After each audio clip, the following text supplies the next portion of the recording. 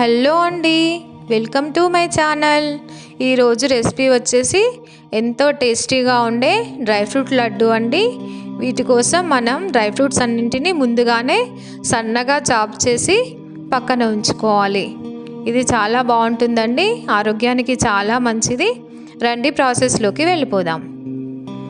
ఇప్పుడు స్టవ్ మీద ప్యాన్ పెట్టి ప్యాన్ వేడెక్కాక 1 టేబుల్ స్పూన్ నెయ్యిని తీసుకొని కరిగించుకోవాలి.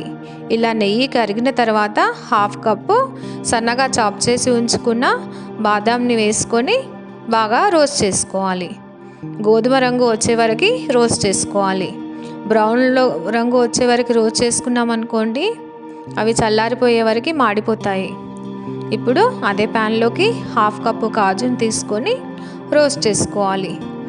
తర్వాత కాజు రోస్ట్ అయ్యాక అదే ప్యాన్లోకి 1/2 కప్పు పిస్తా పప్పును కూడా తీసుకొని బాగా రోస్ట్ చేసుకోవాలి. ఇది రోస్ట్ అయ్యాక 1/2 కప్పు తర్బూజా సీడ్స్ని కూడా తీసుకొని రోస్ట్ చేసుకోవాలి.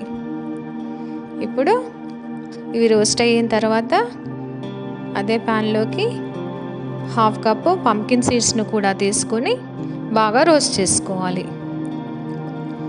ఇలా పంకిన్ సీడ్స్ రోస్ట్ అయ్యాక వీటిని ఒక సపరేట్ ప్లేట్లోకి తీసుకొని చల్లారనివ్వాలి. ఇప్పుడు అదే ప్యాన్లోకి 1 టేబుల్ స్పూన్ నెయ్యిని తీసుకొని 2 టేబుల్ స్పూన్ల వరకు గసగసాలను తీసుకొని రోస్ట్ చేసుకోవాలి. గసగసాలు రోస్ట్ చేసుకునేటప్పుడు లో ఫ్లేమ్లో పెట్టుకోవాలి. తర్వాత అదే ప్యాన్లోకి 1/2 కప్పు ఎండు కొబ్బరి పొడిని కూడా తీసుకొని బాగా రోస్ట్ చేసుకోవాలి. ఇలా రోస్ట్ అయిన తర్వాత ఈ డ్రై ఫ్రూట్స్ అన్నింటినీ చల్లారనివ్వాలి. ఇప్పుడు ఒక మిక్సీ జార్ తీసుకొని పంకిన్ సీడ్స్ని తీసుకొని కొంచెం కోర్సుగా మిక్సీ పట్టుకొని పక్కన ఉంచుకోవాలి. అదే మిక్సీ జార్లోకి సీడ్స్ తీసి ఉంచుకున్న డేట్స్ని తీసుకొని, నేను ఇక్కడ 1.5 కప్పు డేట్స్ని తీసుకున్నానండి, మిక్సీ పట్టుకొని పక్కన ఉంచుకోవాలి. ఇప్పుడు స్టవ్ మీద ప్యాన్ పెట్టి ప్యాన్ వేడెక్కాక అందులో 1 నుంచి 3 టేబుల్ స్పూన్ల వరకు నెయ్యిని వేసుకొని మనం మిక్సీ పట్టుకొని ఉంచుకున్న డేట్స్ని అందులో వేసుకొని బాగా మిక్స్ చేసుకోవాలి.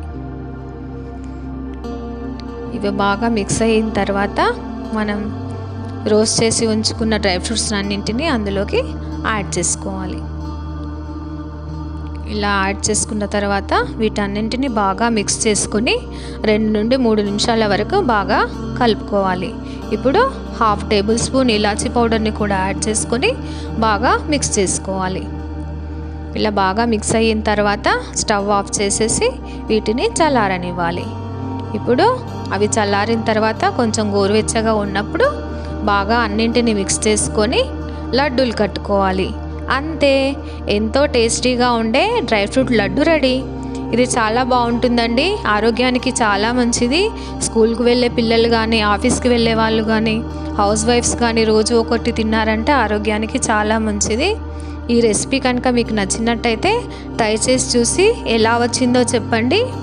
Please like, share, subscribe to my channel. Thank you for watching. Bye bye.